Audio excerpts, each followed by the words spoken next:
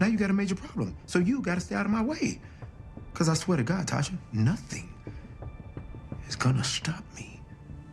Least of all you. What is good? It's your boy, Mr. Power. We are back with another video. And as you guys seen in the topic, in the thumbnail, we are ranking the Power Universe shows from least to best. Now, I preface this by saying this is my personal preference. So please do not come up in the comments saying, oh, you're wrong. I disagree. This is my opinion. This is how I view things. I know a lot of people on social media tend to get a little bit emotional about my opinions and my thoughts and my theories for whatever reason, but it's my opinion. It's how I feel. It may differ. It should differ from how you guys feel. You guys let me know now in the comments how you guys feel about that. Also, before I get into it, make sure you guys follow me on all platforms: Instagram, Facebook, Twitter, TikTok, Threads. I'm on everything at Mr. Power Universe. And if you want to see more content, more exclusive content, quick uploads, live streams, you want to join my private Discord, make sure you guys hit the link in my YouTube bio and join my Patreon. I got like 3 memberships, one for 5, one for 10, one for 20, and I'm sure you guys will really enjoy it. So with that being said, the first show we want to get into is Power Book Force. Now, technically, in terms of speaking, it is to me the worst show out of the Power Universe shows, but let's kind of get into why I feel that way. I don't think Power Book Force is a bad show. I just think it started off really bad. You guys have heard me say this in multiple videos. Is that first season of Force was just it didn't feel like Power to me. The whole Dahlia storyline, the kind of the way the story was going, the way they kind of depicted Tommy's character didn't really feel true to what we were used to in Power. Now, granted, I still watched it. I still enjoyed it because Tommy Egan is a great character, and Joseph Score is such a fantastic actor that he kind of made up for some of the shortcomings that came along with the series. But outside of that, the characters weren't as intriguing as I would have liked. But as you guys know, Gary Lennon, who's also going to be the showrunner of Power Legacy, came in and took the helm in season 2 and completely changed the course of the show, made the characters more compelling, made the storylines more compelling, and he kind of raised the stakes of the show as well. So I very much enjoyed that. And obviously, you guys know I made a video about Power Book Force literally yesterday, about the new season and how we're kind of waiting on that and everything like that. So make sure you guys check that video out as well. So it's definitely least on this list, but not saying that it's a bad show. I still think it's a solid show. And I think once season 3 comes out, just based off some of the things that I've been hearing and some of the stuff I heard from Joseph Core at the Power Book 2 Ghost premiere last year, he was saying that this season's gonna be one of the best in Power history. I don't know how I feel about that, but we're gonna have to wait and see. Next up, I got Power Book 2 Ghost. And that will surprise, may not surprise some of you. And it's hard because Power Book 2 Ghost started off so good, bro. The first 2 seasons of Power Book 2, and this is kind of what happens with a lot of shows, is like the first 2 seasons are always peak, and then something kind of goes wrong, whether they get comfortable, whether they start making too much revenue, and they kind of take their foot off the gas. But the first 2 seasons of Ghost, ah, masterful. I loved it. I loved the whole storytelling of Tariq trying to, get the money to get his mom out of jail. I thought that was perfect. And then around like season 3, things started to get kind of cheesy and not unrealistic, but a little too unrealistic to where, things got really goofy. Season 3 was decent. Then we got to season 4, and a lot of us were disappointed, especially how that first episode started. I remember being at the premiere for season 4 of Ghost, seeing that first, airing of the episode, and it was great, amazing, amazing first episode. And then things just kind of were just iffy after that. So it definitely confused me. I didn't really understand what was going on. The storytelling aspect kind of felt like it got thrown out the window. And this is kind of what I kind of realized with TV shows and even content creation is if there's not a story in the beginning, in the middle, and the end, and the viewers don't see that the story is actually going somewhere, they just lose interest. They stop paying attention. And obviously it's Power, so people are still gonna watch it because, it has a huge fan base and it's curated this huge fan base for like 10 years. But outside of that, it really wasn't there for me. So Power Book 2 Ghost is definitely second.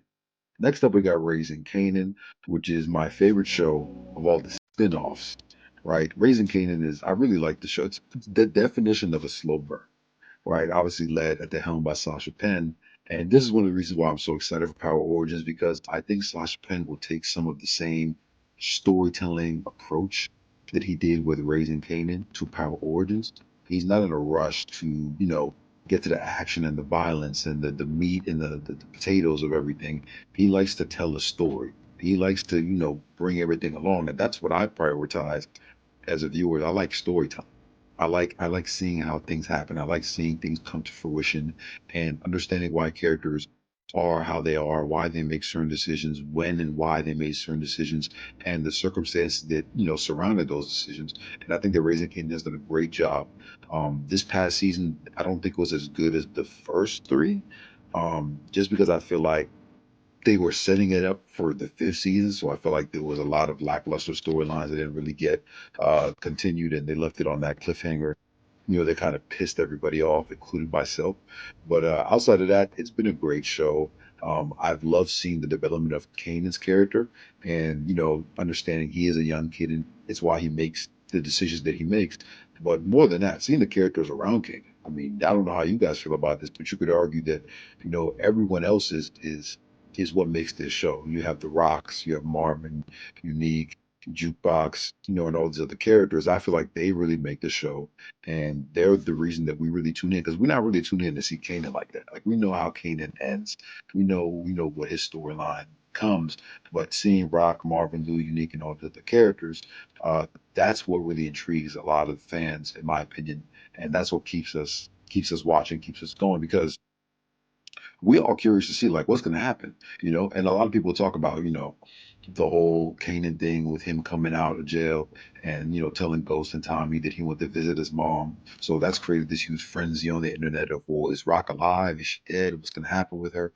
So, we're all curious to see, how that's going to go. And obviously, this is the spinoff that's going to lead right into Power Origins. So it's very important that they end it well. And I think they will. I trust their storytelling, and I trust the production of the show.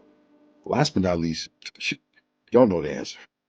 Y'all know who the fuck is number one OG motherfucking Power Man. OG Power Man, I can generally say, if I didn't watch Power, if I didn't start watching the OG Power, I would have never became a content creator. I don't know what it is, but something about that first show it was just different. I had never really experienced a show like that before that was so visceral and so raw, and kind of just gave a glamorous look into the drug game. A very different take. A lot of people compare it to The Wire, but I feel like The Wire was a lot more gritty. Like, you've seen the dark sides, and you you got a lot more deep into what it's like to be in the life. Whereas Power just makes it look good. They make the game look good, the suits and the ties and the streetwear, and the side businesses and the legit businesses and everything like that. Power was such a phenomenal show and has such a great cast. I think the cast is really what puts it at the top for me. Obviously, those first three seasons, 3 to 4 seasons of the OG Power, were masterful, great storytelling, especially those first three seasons.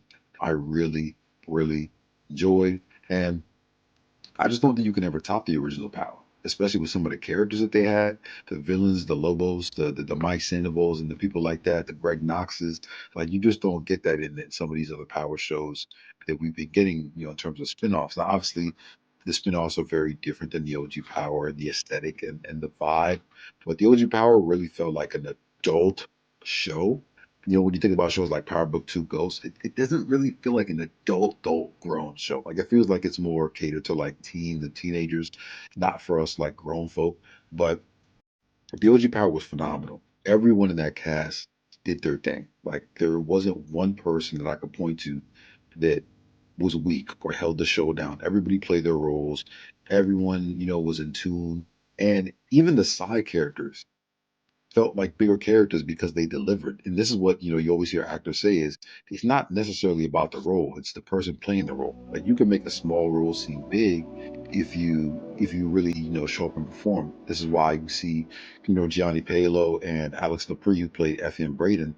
Just those small roles that they had in OG Power, and showcasing what they could do, led to them being in the spinoff, which Power Book 2 Ghost led to being the most popular show ever on stars.